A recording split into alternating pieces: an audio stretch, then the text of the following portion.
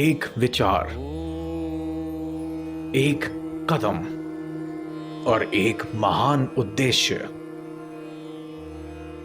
जब पूरे विश्व में लहराएगा सनातन धर्म और भारतवर्ष का ध्वज, जब हजारों साल पुरानी सभ्यता और संस्कृति की जड़ों से जुड़ेगा देश का हर नवयुवक और ऋषियों की वाणी सीख बनाएगा भारत को विश्व गुरु। देश की मिट्टी से निकला एक ऐसा शक्तिशाली अभियान जिससे जुड़कर भारत के युवक और युवतियां सींचेंगे एक नई उर्वर फसल, जिसका अभिवंदन संसार के हर कोने में किया जाएगा। योग गुरु स्वामी रामदेव जी के अग्रणी नेतृत्व में पतंजलि योग पीठ एक राष्ट्रीय मिशन पर है। आने वाले कल के नव नेताओं को बनाने में ऐसे युवक जो ज्ञान और संस्कृति की सदियों पुरानी विरासत को आगे बढ़ाएं और सुनिश्चित करें कि वेदों एवं अन्य पवित्र ग्रंथों की दिव्य आवाज और सार्वभौमिक स्वर को देश के सभी कोनों तक ले जाया जाए।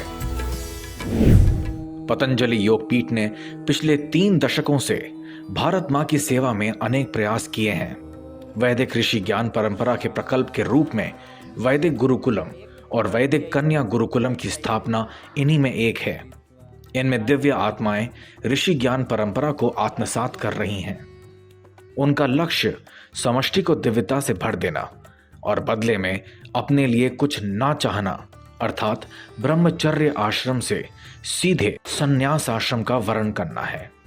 स्वामी रामदेव जी ने 2050 तक भारत को विश्व की आध्यात्मिक और आर्थिक महाशक्ति के रूप में प्रतिष्ठापित करने का ये महान लक्ष्य साधा है और इसका एक अभिन्न अंग है संन्यास दीक्षा महोत्सव, जहां युवा लड़के और लड़कियों को दीक्षा दी जाती है ताकि वे सन्यासी बन सकें और देश की सेवा कर सकें।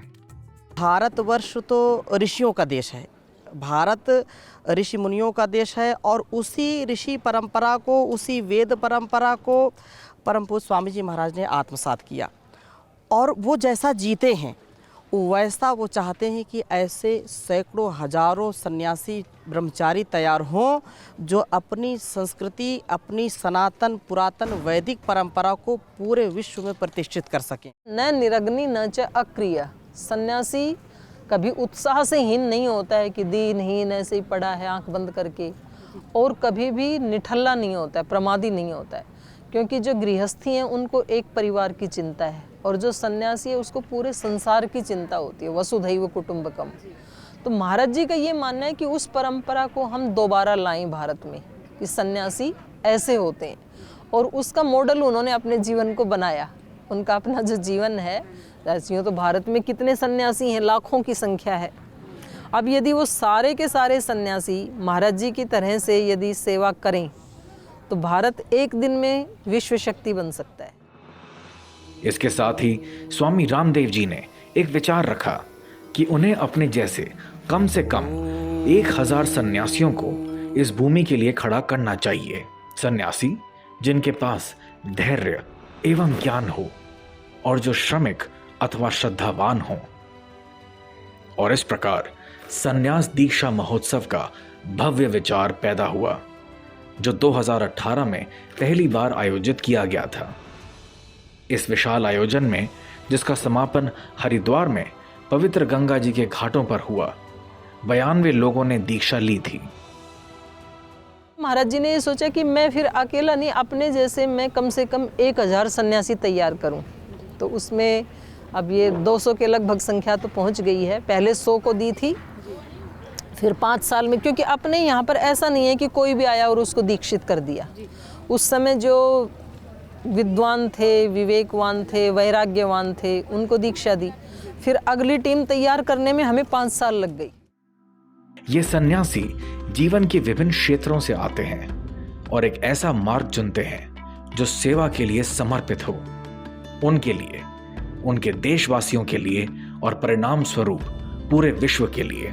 और वे सभी महान सन्यासी स्वामी रामदेव जी द्वारा निर्धारित सरल सिद्धांतों के आधार पर काम करते हैं।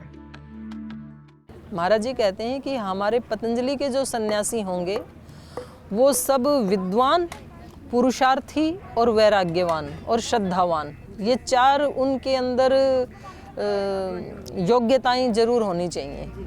वो अविद्वान नहीं होने चाहिए, नहीं तो शास्त्र आदि का ज्ञान नहीं है तो, और वो प्रमादी नहीं होने चाहिए, परम पुरुषार्थी होने चाहिए महाराज जी के जैसे। परम पूज्य स्वामी जी महाराज ने जो भी व्रत लिया है, चाहे योग का व्रत लिया हो, परम पूज्य आचार्य जी ने आयुर्वेद का व्रत लिया हो, स्वदेशी का व्रत लिया हो, उसको वैश्विक धरातल पर उतारने का काम किया है।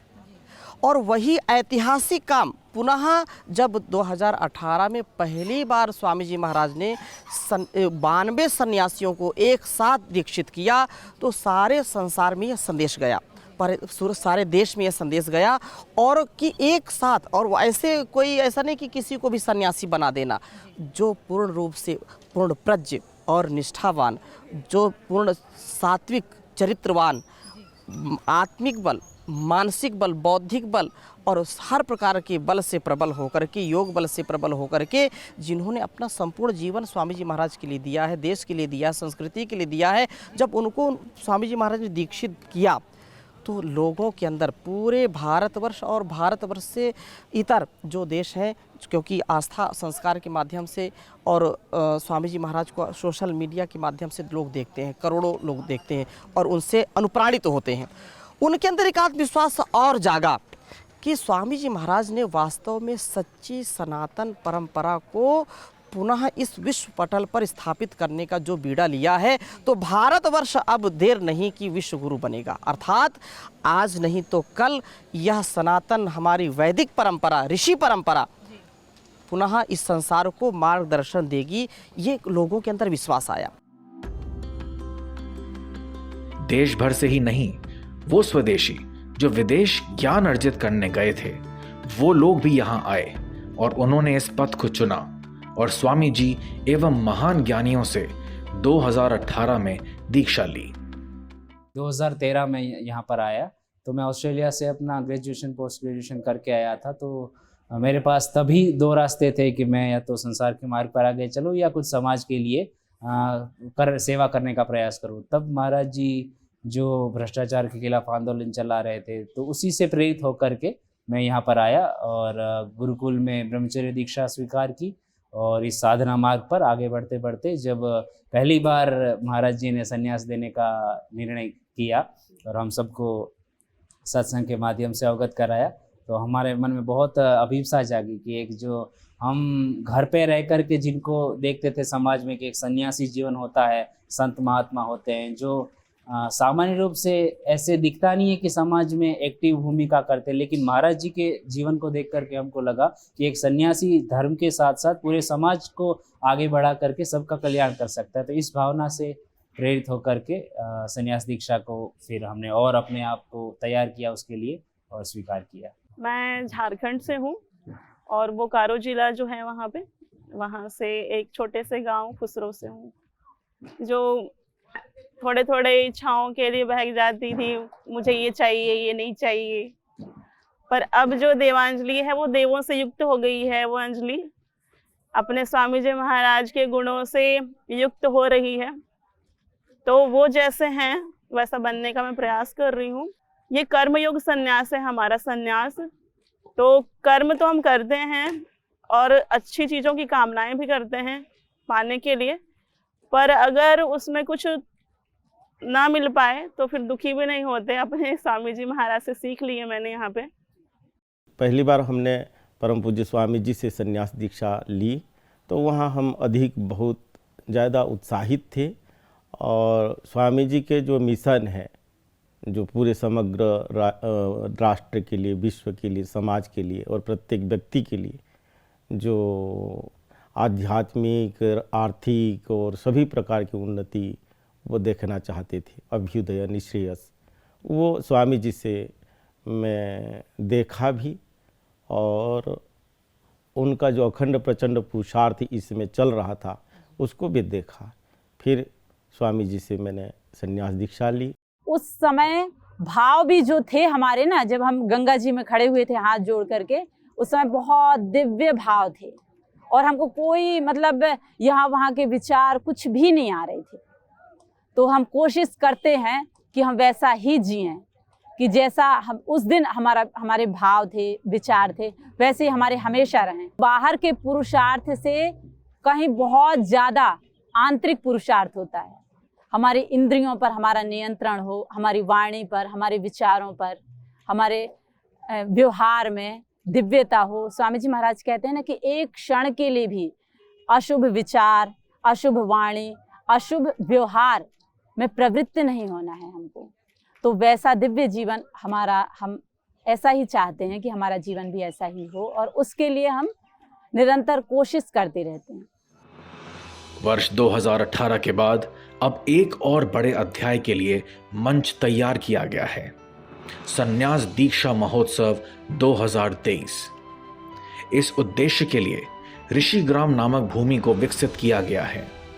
भूमि के एक बड़े हिस्से में फैले ऋषिग्राम को 100 छात्रों की कड़ी मेहनत से स्थापित किया गया है। यहाँ 60 संत भाई और 40 बहनें रामनवमी के पावन अवसर पर दीक्षा ग्रहण करेंगे। 22 दिन के कम समय में सबका साथ लेकर स्वामी रामदेव जी एकाग्रचित होकर 2023 के महोत्सव को एक भव्य रूप देने में अग्रसर हैं। हर छोटी से छोटी बात का ध्यान रखा गया है।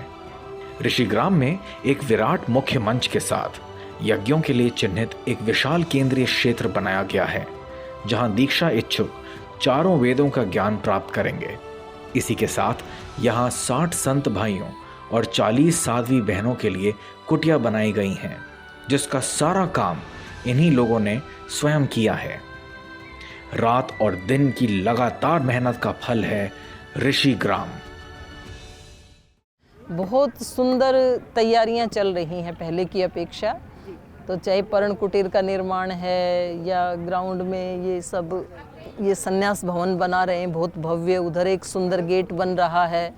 ये अपनी यज्ञशाला है 100 बाई 100 की, तो उसमें 5 वेदियां बनेंगी।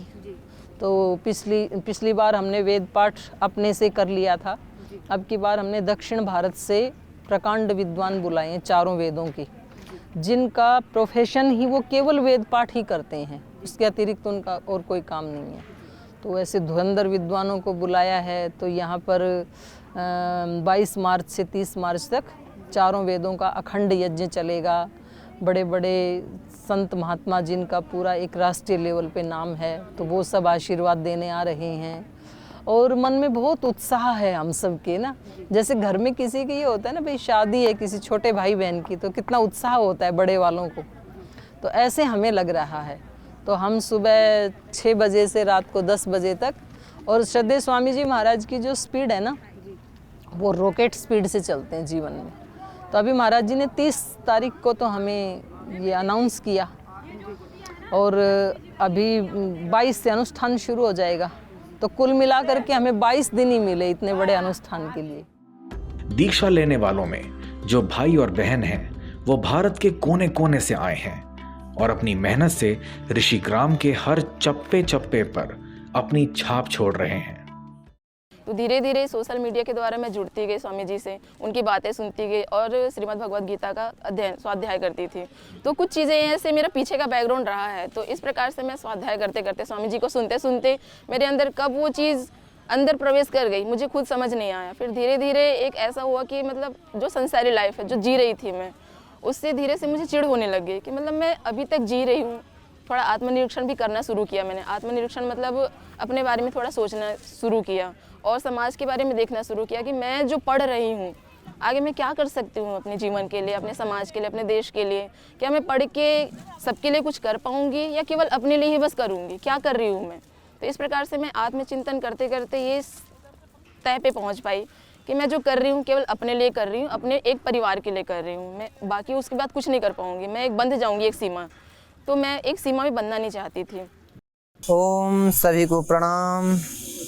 मैं भोलानाथ, मैं यूपी चित्रकूट से यहाँ विगत पिछले 7 वर्ष पूर्व आया।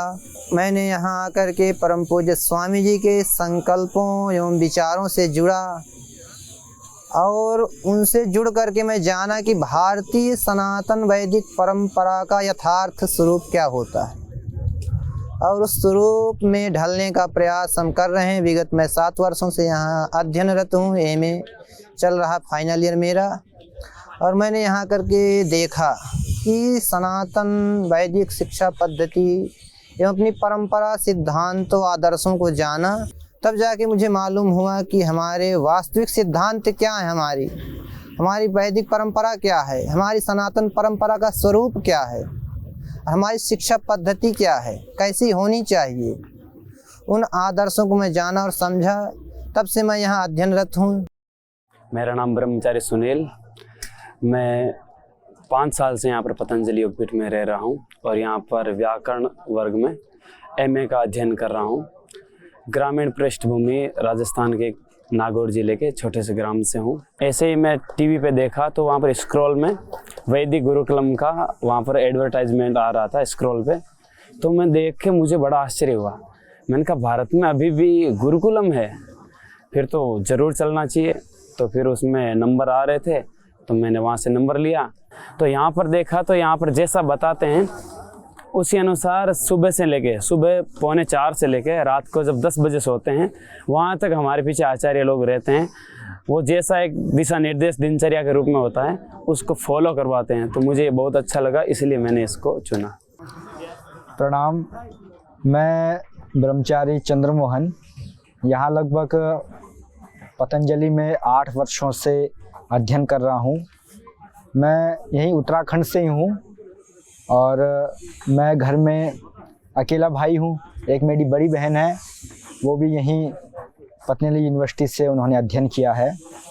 और यहाँ आने का उद्देश्य, जो प्रेरणा है वो परम पूज्य स्वामी जी महाराज हैं, और वो प्रेरणा मेरे पिताजी के द्वारा मुझे मिली।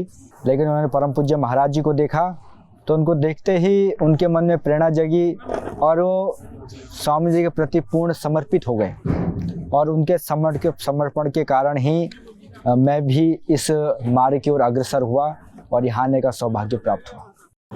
गुरु सा दाता कोई नहीं, देत ज्ञान सोभान, अज्जी अंधारो मेट कर ब्रह्म प्रकाशे आन। गुरु बिन मार्ग नहीं मिले, गुरु बिन पूगे न गाम, जीव तो सदगुरु बिना लहे न सुख विश्राम। तो ये जो सुख है, परम सुख, या ये ऐसे कहे हम कि यदि आप विश्राम चाहते हैं तो विश्राम गुरु चरणों में ही प्राप्त हो सकता है। पहले मुझे तो गुरु के बारे में इतना वो नहीं पता था, लेकिन जब से परम पूज्य गुरुदेव से जुड़ी हूँ तो मुझे अब रियल में फील होता है। तो माताजी जब भी बताते थे गुरु महिमा, तो क्योंकि मैंने खुद अनुभव नहीं किया तो मैं कैसे उनकी सुनती थी। ठीक है, एक वो सुनने तक सीमित था, लेकिन इतना नहीं जुड़ पाती थी। लेकिन जब से परम पूज्य गुरुदेव के दर्शन हुए, उनसे जुड़ी हूँ, तब से मुझे लगने लगा है कि गुरु तत्व से बड़ा इस दुनिया में कुछ भी नहीं हो सकता है।